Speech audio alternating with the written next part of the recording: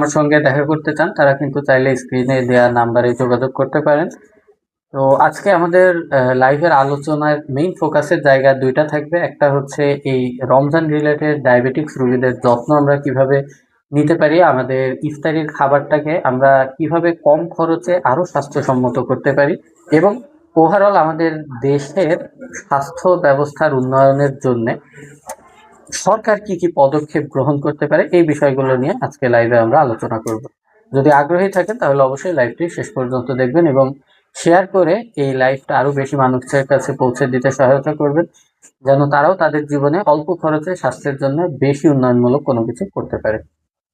তো প্রথম যে বিষয়টি নিয়ে কথা বলতে চাচ্ছিলাম যে আমরা রমজান মাসে ডায়াবেটিক্সের রোগীরা কি জাতীয় ভুল করে ফেলি। এর ভেতরে প্রথম ভুল যেটা হয় সেটা হচ্ছে আমরা রমজানের আগেও ডায়াবেটিক্সের যে সকল ওষুধপত্র যেমন ডোজে খাই, রমজান আসার সময়ও কিন্তু আমরা সেই একই রকম ওষুধ একই ডোজে খেতে থাকি। এবং এর কারণে কিন্তু গত বছরের একটা হিসাব আমার কাছে মনে আছে যে একই পরিবারের 6 থেকে 7 জন মানুষের মৃত্যু হয়েছিল তাদের সুগার কমে আসার কারণে। এবং এর পাশাপাশি প্রত্যেক বছরই কিন্তু মিনিমাম 10 থেকে 25 জন মতো মানুষ মারা যাচ্ছে শুধুমাত্র এই ঔষধের জ্ঞানটা না থাকবার কারণে। আপনার পরিচিত কোনো একজন ডায়াবেটিক্স রোগীও কিন্তু আপনার এই ভিডিওটি শেয়ার দেবার মাধ্যমে তার জানে বেঁচে যেতে পারে।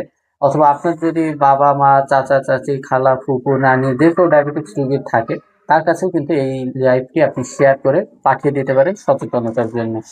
এখানে দুইটি বিষয় নিয়ে আমরা কথা বলবো।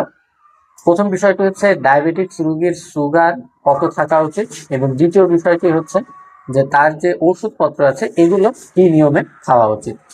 তো প্রথমে আসি আমরা সুগারের বিষয়ে। যদি কোনো ডায়াবেটিক্স রোগীর সুগার 4 পয়েন্টের নিচে নেমে আসে এবং যদি 18.5 পয়েন্টের উপরে উঠে যায়, সেক্ষেত্রে কিন্তু অবশ্যই অবশ্যই তার রোজা ভেঙে চিকিৎসার আওতায় আসতে হবে। এবং যদি 4 বা 4-এর নিচে থাকে সেক্ষেত্রে চিনি পানি খেতে হবে। যদি 18 বা এর চেয়ে বেশি থাকে সেই ক্ষেত্রে কিন্তু অবশ্যই আপনাকে এই সুগার কমানোর জন্য অতিরিক্ত পরিমাণে সাদা পানি পান করতে হবে, অর্থাৎ প্লেন পানি। এর পাশাপাশি আপনার যদি ইনসুলিন ব্যবহারের লেভেলে আপনার ডায়াবেটিক্স থাকে সেক্ষেত্রে ইনসুলিন কেনা থাকলে সেই ইনসুলিন কিছু পরিমাণে ব্যবহার করতে হবে এবং দ্রুত